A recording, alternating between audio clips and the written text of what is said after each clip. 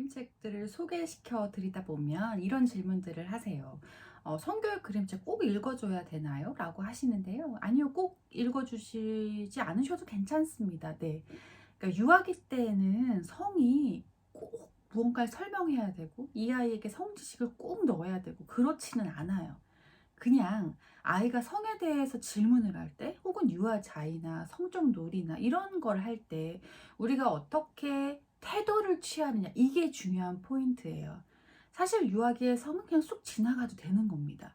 예, 그러다가 아이가 이제 청소년기 그때부터 성에 대해서 차츰차츰 알아가기 시작하는 거거든요. 그러니까 꼭 우리가 성교육 그림책을 반드시 읽어줘야 된다. 이건 아닙니다. 다만 여러 가지 그림책들이 있잖아요. 여러 가지 그림책을 통해서 지식을 얻기도 하고 감수성을 얻기도 하고 그런 것처럼 아이가 쑥 하고 그냥 지나가는 이야기를 그냥 그림책으로 한번 보는 거예요. 다시 이야기해서 그림책 내용을 봤을 때 얘가 이 성 지식을 다시 한번 물어보고 다시 한번 확인하고 그럴 필요 없고요. 그냥 우리가 재밌었어? 어땠어? 라고 물어본다거나 아니면 그냥 아, 웃기다. 이렇게 넘어가면 되는 거예요. 예, 그래서 이 그림책을 반드시 읽어줘라 아니고요. 그리고 이 그림책을 읽으면서 아이에게 성지식이 반드시 들어가야 돼. 그것도 아니에요. 그냥 여러 가지 그림책 중에 이 성교육 그림책을 그냥 하나의 부분으로 넣어서 읽기에는 이런 그림책이 괜찮다라는 의미로 추천해 드린다는 점 꼭 기억하시면서 첫 번째 그림책부터 보도록 하겠습니다. 우리가 섹션을 몇 가지로 나누었는데요. 첫 번째는 아기가 어떻게 태어나는지에 대한 그림책이에요. 첫 번째는 엄마 씨앗, 아빠 씨앗이라는 그림책입니다. 난자와 정자가 만나는 이야기, 그리고 자연분만, 제왕절개 설명되어져 있는 그림책입니다. 엄마 씨와 아빠 씨가 만나는 장면들이 나오는데요. 아빠의 고추를 통해서 아빠의 씨가 엄마의 씨에 도착하게 되고 이런 내용들이 나오거든요. 아이와 함께 보기에는 좀 싫다라고 하시면 안 보여주시면 되는 거예요. 예. 하지만 아이들은 이걸 봤을 때 뭐 특별하게 이상하게 생각을 하거나 부자연스럽게 여기지는 않거든요. 아기가 어떻게 태어나? 라고 하는 질문을 했을 때 그런 부분들을 좀 자연스럽게 읽을 수 있는 책이기도 합니다. 그래서 깜짝 놀라시는 경우도 있는데요. 한번 먼저 체크를 해보시고 예, 아이와 함께 읽어볼 만한 책입니다. 두 번째 그림책은 곧 수영대회가 열릴 거야 라는 그림책이에요. 정자가 수영을 하면서 난자에 만나는 이야기들을 차근차근 약간 위트를 더해서 그려진 그림책이니까요. 앞서 책보다는 조금 간접적이고 예, 스토리텔링이 담겨져 있어서 보시기에는 조금 더 수월하실 수도 있을 것 같아요. 두 번째 카테고리로 넘어갈까요? 첫 번째 그림책은 나온 지 좀 됐어요. 제목이요. 입이 똥꼬에게예요.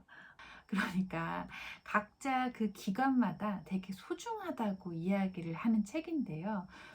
입이 똥꼬를 굉장히 무시해요. 입이 몸속에서 가장 소중하다고 이야기를 하는 거죠.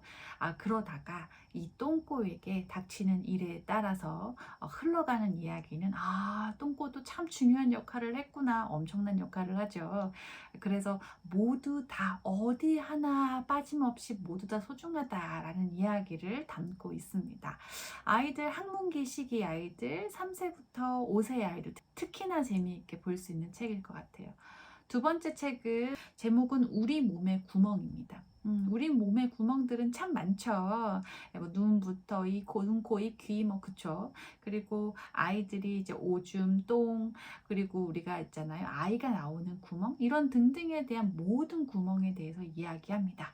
그뿐만 아니라 땀구멍 그리고 배꼽 여기까지도 재미있게 설명되어 있는 책이기 때문에 아주 오랫동안 사랑받고 있는 그림책입니다.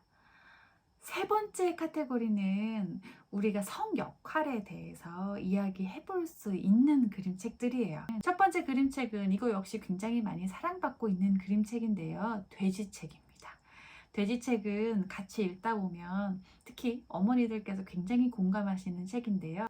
그림책 속의 아버지는 굉장히 가부장적입니다. 엄마는 하루 종일 살림을 하다가요.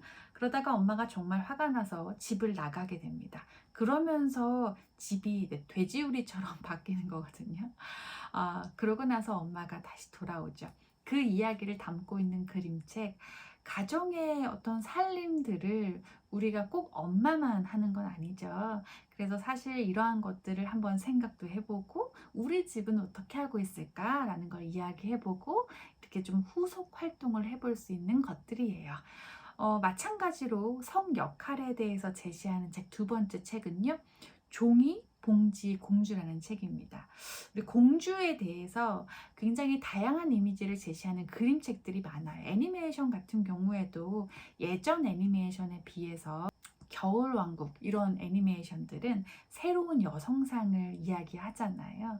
왕자님을 계속 기다리는 게 아니라 주체적으로 어떤 문제를 해결하고 종이봉지 공주도 마찬가지예요. 문제를 해결하고 화재가 일어나면서 옷을 다 잃게 된단 말이죠. 그랬을 때 자기가 종이 봉지로 옷을 입게 되면서 무언가 의미하는 바는 많습니다. 물론 이런 의미들을 부여하면서 아이가 읽으면 좋겠지만 아이가 그렇게까지 이해하기는 어렵죠. 그리고 그런 걸 또 강요할 필요는 없습니다. 다양한 여성상이 있다는 것을 알려줄 수 있는 그림책이니까요. 같이 보시면 좋을 것 같아요.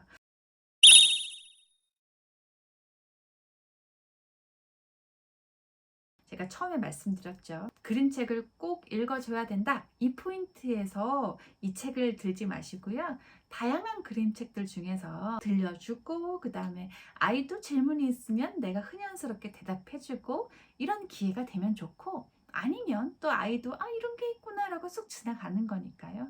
아이들은 궁금해하는 아이들이 있고 그냥 그렇구나 라고 넘어가는 아이들이 있습니다. 무슨 문제가 있거나 뭔가 다르거나 그런 건 아니므로 하나하나 의미를 끄집어내지 않으셔도 된다는 거 기억하시면 좋을 것 같아요.